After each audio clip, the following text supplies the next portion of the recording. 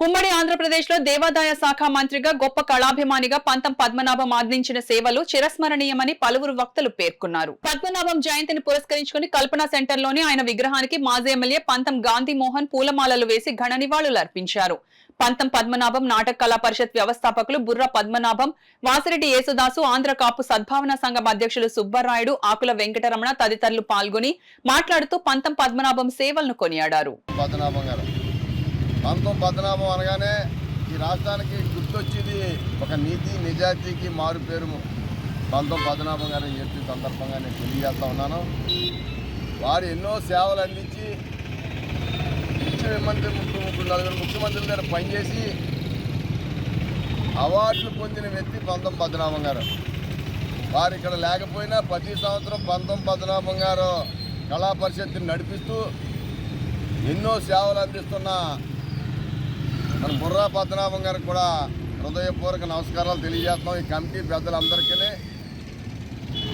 మనలో కూడా ఎంతో కొంత మానవత్వం ఉండి మన మధ్యలో లేని వాళ్ళని స్మరించుకోవాల్సిన అవసరం కూడా ఉంటుంది. అది కూడా అందరూ భాగస్వాములు అవ్వాలన్నదే సందర్భంగా నేను తెలియజేస్తూ ఉన్నాను. ప్రతి ఒక్కరూ పుట్టినవారు చనిపోక తప్పదు, కానీ ఒకడు వెనక ముందు అవుతారు కనుక వెనక ఎవరైతే ఉన్నారో వాళ్ళు బాధ్యత తీసుకుని ఆ జాతీయ నాయకులకి గ్రామీణ స్థాయి నుంచి జాతీయం దాకా ఎదిగిన వ్యక్తి కనుక మనం ఎప్పుడు కూడా వారిని గౌరవించుకుని సమాజాన్ని గౌరవపరచవలసిన బాధ్యత ఉందని చెప్పి సందర్భంగా తెలియజేస్తూ ఘన చరిత్ర ఆయనకు ఉంది. ఇవన్నీ ఒకేటైతే మరి కళారంగంలో మరి గొప్ప సేవలు అందించారు. ఈ వేళకి కూడా దక్షిణ భారతదేశంలో 50 సంవత్సరాలు పైబడి పంతం పద్మనాభ నాటక కళా పరిషత్ ఒక కొన్ని దశాబ్దాలు గదనాపల్లిలో, ఆ తర్వాత వారి అనుమతించినటువంటి బుర్రా పద్మనాభం గారు ఒక 20 సంవత్సరాలు పైబడి కాకినాడలో ఆయన పేరు మీదుగా పంతం పద్మనాభ నాటక కళా పరిషత్ ఈ వేళకి కూడా ఒత్తిల్లుతుంది, పరిడవిల్లుతుంది.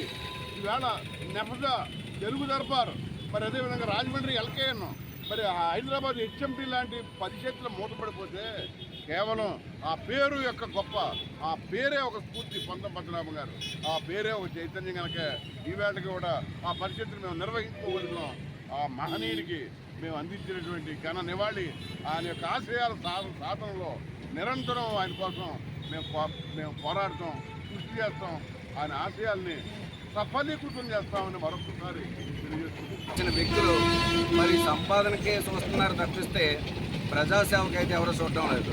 మరి అటువంటి వ్యక్తులు ఈ కాకినాడలో పుట్టడం నిజంగా పూర్వజన్మ సుకృతంగా మేము భావిస్తున్నాం.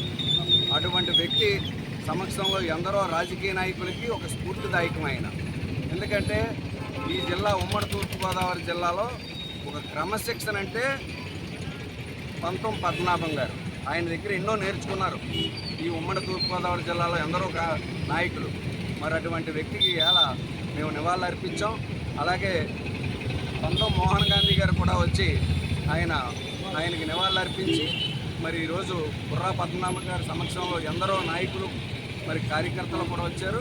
అలాగే మూర్తి గారు, మరి వెంకటేశ్వర నాయుడు గారు, పెద్దాడు సుబ్బారాయుడు గారు, ఎందరో నాయకులు వచ్చి ఆయనకి ఘననివాళులు అర్పించడం జరిగింది.